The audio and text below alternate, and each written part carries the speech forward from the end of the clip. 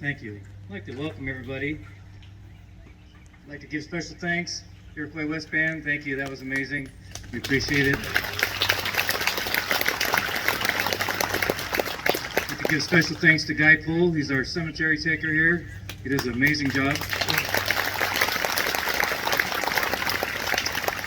And the flowers from Vicki Meyer and Robert Ebert.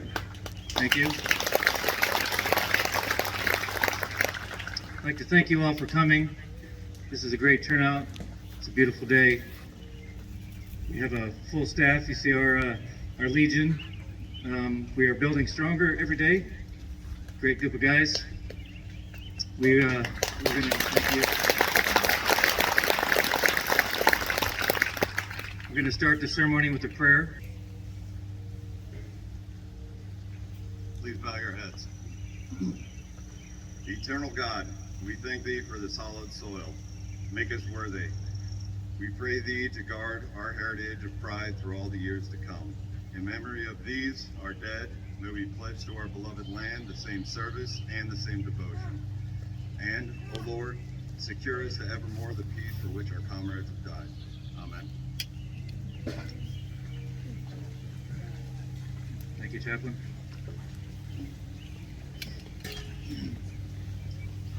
We would like to present the flowers.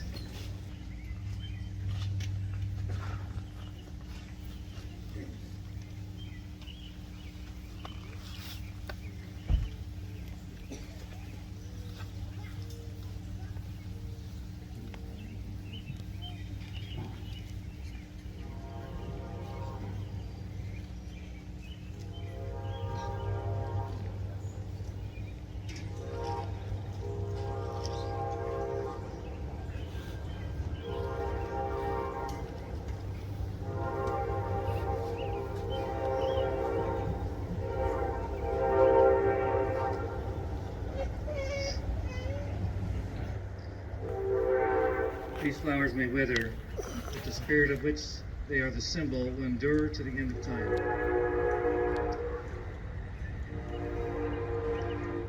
For the second year in a row now, Memorial Day looks a little different than the years past. In many cases, our backyard barbecues and get-togethers are replaced by video chats and other marvels of modern technology. But yet still we hold on to some semblance of what life was and what we know it will return to. And the memories and emotions this day brings are always the same. For countless families across the nation, Memorial Day is a stark and often painful reminder of those who were never afforded the opportunity to be honored as veterans for their service to our country. Their sacrifice is a true expression of selfless service, one that no one would pick for themselves. Whether they volunteered at a time of war, served during peacetime, or never expected to wear our nation's uniform until their draft card arrived, they represent the best America has to offer. We all feel their loss. Roaming the sacred hills of Arlington National Cemetery and other final resting places around the world, like here in Onarga. Too many mothers, fathers, siblings, and children feel the immense weight of seeing an empty chair year-round. For them, Memorial Day brings to the forefront what is always operating in the background. Please join me in a moment of silence for recognizing those family members here today and those who have lost a loved one in service.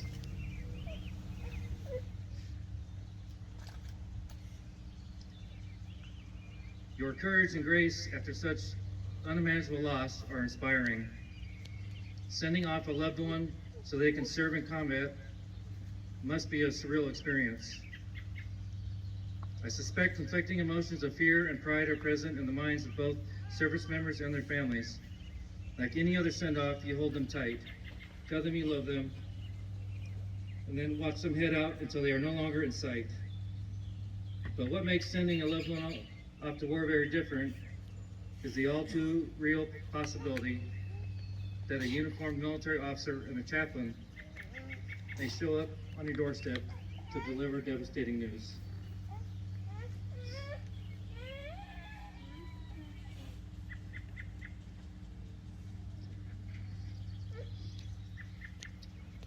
This will be the 20th year we've been at war.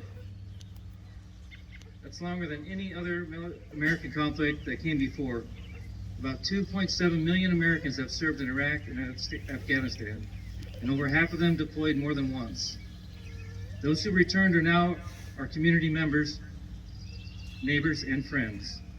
In fact, I'm confident if you take time to learn about any veteran where you live, you will be floored the stories of service and sacrifice, known only to those who witnessed it firsthand. Then there are those unbelievable brave accounts of heroes who can no longer speak for themselves. It's up to us to not only tell their stories, but to honor their service and memory by ensuring their families and survivors are cared for. The harsh reality of war and military service in general is that not everyone will make it home. Let us honor the memory of heroes no longer with us, and let us strive to live up to the example set by such selfless patriots each and every day.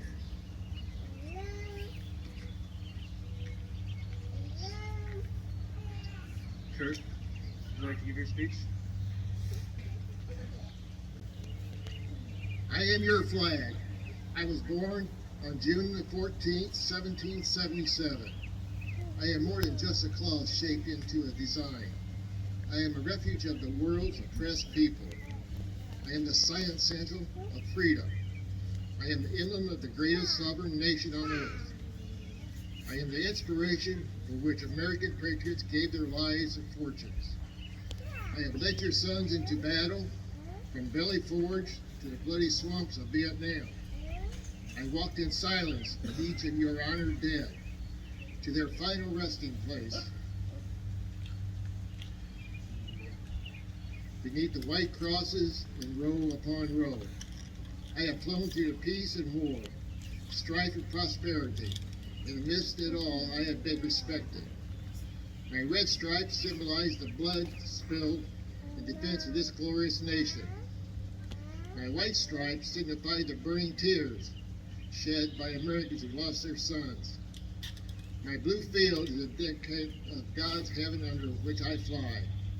My stars, clusters together, unify 50 states as one for God and country. Old Glory is my nickname, and proudly I wave on high. Honor me, respect me, defend me with your lives and your fortune. Never let my enemies tear me down from my lofty position, lest I never return. People light the fires of patriotism, strive earnestly for the spirit of democracy, worship eternal God, and keep his commandments, and I shall remain a bulwark of peace and freedom for all mankind. I am your flag.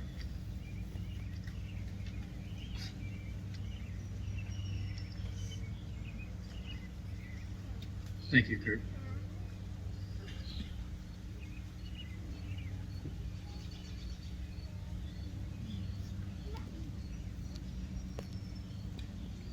Master at Arms.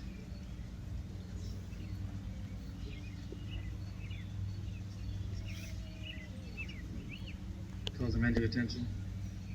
Legion, attention. Firing squad, port arms. Aim high, fire. Reload. Aim high, fire. Reload. Aim high, fire. Present arms.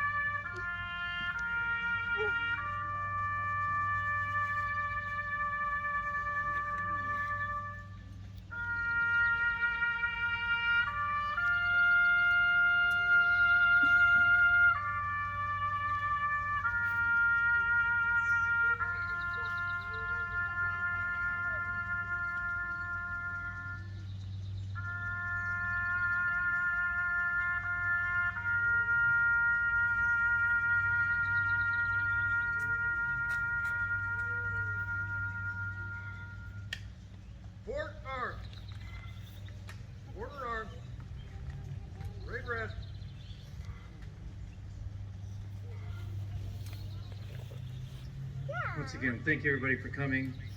God bless. May peace be with you.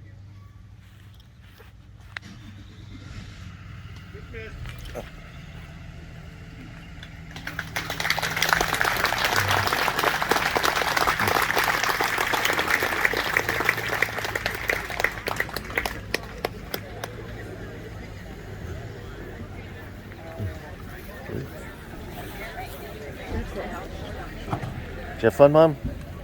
Yeah. You like it? Did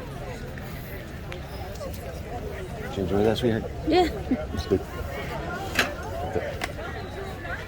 Did they?